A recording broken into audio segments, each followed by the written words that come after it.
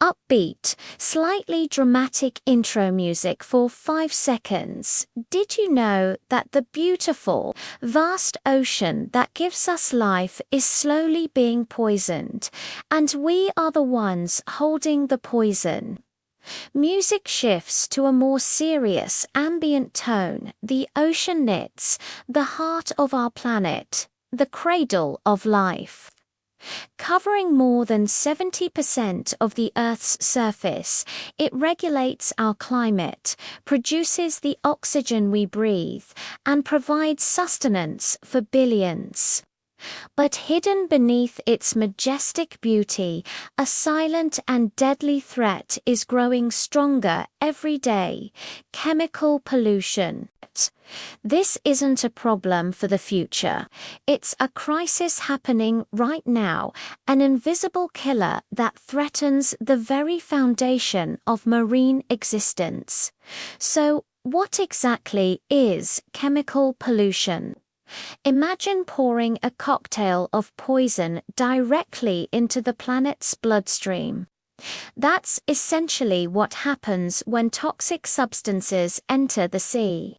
These aren't just from massive, obvious disasters. They come from countless sources on land. We're talking about industrial waste, heavy metals like mercury and lead, pesticides from farms, and even the cleaning products under your kitchen sink. These chemicals are released from smoking factory chimneys, flow out of wastewater pipes, and are washed off fields by the rain. Every single drop of polluted water that finds its way into our rivers, streams, and groundwater eventually makes a final, devastating journey to the ocean. It's a relentless flow of contamination, turning vast stretches of our blue planet into a chemical soup. To understand the scale of this problem, we need to look at the primary sources. The main culprits are all around us, often hidden in plain sight. First, there's industrial discharge. Many factories around the world still dump untreated or poorly treated wastewater directly into waterways, releasing a flood of toxins that are devastating to marine life. Then, we have agricultural runoff. Modern farming relies heavily on pesticides and fertilizers to boost crop yields. When it rains, these chemicals don't just stay on the fields, they are washed into nearby rivers and streams, carrying a potent dose of nitrogen and phosphorus that wreaks havoc on aquatic ecosystems. It's not just big industries and farms either. Our daily lives contribute significantly to household chemicals, from the detergents we use to wash our clothes to the harsh cleaners we use for our bathrooms. And the oil that leaks from our cars all get washed down the drain or into storm sewers. From there, it's a direct path to the sea. Finally, there's the massive impact of oil extraction and transportation. Leaking pipelines on the ocean floor, accidental spills from tankers, and routine discharges from offshore platforms release crude oil and other petroleum products, creating slicks that can poison an entire marine region for decades. The hard truth is that almost everything we use on land, if not managed properly, has the potential to end up in the ocean. The impact of this chemical onslaught on marine life is nothing short of catastrophic. It systematically destroys the delicate and intricate balance of ocean ecosystems, which have taken millennia to evolve. Coral reefs, often called the rainforests of the sea for their incredible biodiversity, are among the first victims. They are exquisitely sensitive to changes in water quality, and exposure to toxic chemicals and nutrient pollution causes them to bleach and die, leaving behind ghostly white skeletons. This loss has a ripple effect, as countless species depend on reefs for food and shelter. Fish and shellfish are also directly in the line of fire. They absorb heavy metals and other toxins from the water and their food. These substances accumulate in their tissues, a process known as bioaccumulation. As smaller organisms are eaten by larger ones, the concentration of these poisons intensifies up the food chain, a process called biomagnification. This means that top predators like dolphins, sharks, and whales end up with dangerously high levels of toxins in their bodies. This chemical poisoning can lead to reproductive failure, suppressed immune systems, organ damage, and ultimately a slow, painful death, all while they swim through murky, contaminated waters. In the most extreme cases, chemical pollution creates vast underwater deserts known as dead zones. This terrifying phenomenon often starts with nutrient pollution, primarily from agricultural fertilizers. The excess nitrogen and phosphorus cause massive, explosive blooms of algae on the ocean surface. While this might initially seem harmless, the consequences are dire. When these immense blankets of algae die, they sink to the ocean floor, where bacteria begin the process of decomposition. This process consumes enormous amounts of dissolved oxygen in the water. The result is hypoxia, or in severe cases anoxia, complete lack of oxygen.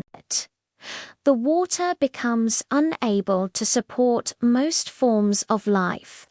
Fish, crabs, and other mobile creatures will flee if they can. But slower-moving or stationary organisms like clams, worms, and sponges simply suffocate and die. The area becomes a barren wasteland, a dead zone where the ocean literally cannot breathe. Frighteningly, it's estimated that there are now over 400 of these dead zones around the world, collectively covering an area larger than the United Kingdom. This story of destruction doesn't end in the ocean. What enters the sea inevitably comes back to us. The very same seafood that is a vital source of protein for billions of people is now a potential carrier of dangerous toxins. When we eat fish contaminated with mercury, lead, or industrial chemicals like PCBs, these poisons enter our bodies. They can cause severe health problems, including damage to the nervous system, liver, and brain, and are particularly dangerous for pregnant women and young children. Beyond the direct health impacts, chemical pollution devastates the livelihoods of coastal communities that depend on the ocean. Fishermen return to shore with smaller and smaller catches, or with fish that are unsellable due to contamination. The tourism industry also suffers, as polluted beaches and murky, lifeless waters are hardly an attraction for visitors. We see the heartbreaking images of once thriving fishing villages now struggling, and of children playing near water that is visibly dirty and unsafe. We are poisoning our food source, our economies, and our health. But amidst this bleak picture, there is good news. This is a problem we created, and it's a problem we can solve. We still have time to make a difference, but we must act decisively and collectively. The solutions are within our reach.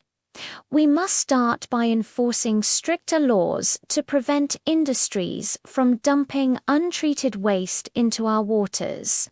Companies must be held accountable and incentivized to invest in modern filtration and wastewater treatment technologies. On the agricultural front, we need a global shift towards more sustainable practices. This means supporting organic farming, reducing our over-reliance on chemical pesticides and fertilizers, and implementing smarter techniques like creating buffer zones of natural vegetation along rivers to filter out runoff. At home, our individual choices matter immensely. We can consciously choose to avoid household products with harmful chemicals, opt for eco-friendly and biodegradable alternatives, and ensure we dispose of oil and other hazardous waste responsibly. Every small change we make on land is a direct action to protect life in the ocean. This fight for a healthier ocean is already underway. Around the world, a powerful movement is rising to defend our blue planet. Governments are beginning to negotiate stronger international treaties on pollution. Non-governmental organizations are working tirelessly to monitor water quality, restore damaged habitats, and advocate for change. Local communities are organizing beach cleanups and demanding action from their leaders. Young activists are raising their voices, using the power of social media to spread awareness and inspire a new generation of ocean guardians. But true, lasting change will not come from governments or organizations alone. It starts with each and every one of us making a conscious decision to be part of the solution, starting today. The ocean has an incredible capacity for resilience. If we stop the constant flow of poison and give it a chance to heal, it can recover. Let's choose to protect it, not poison it. Let's work towards a future where our children can swim in clean waters, where marine life can thrive in its natural habitat, and where the heart of our planet can beat strong and healthy once more. Because the fate of the ocean is inextricably linked to our own. When the ocean dies, we die with it. Thank you for watching. If you found this video informative, please give it a like and subscribe to our channel for more content on protecting our planet.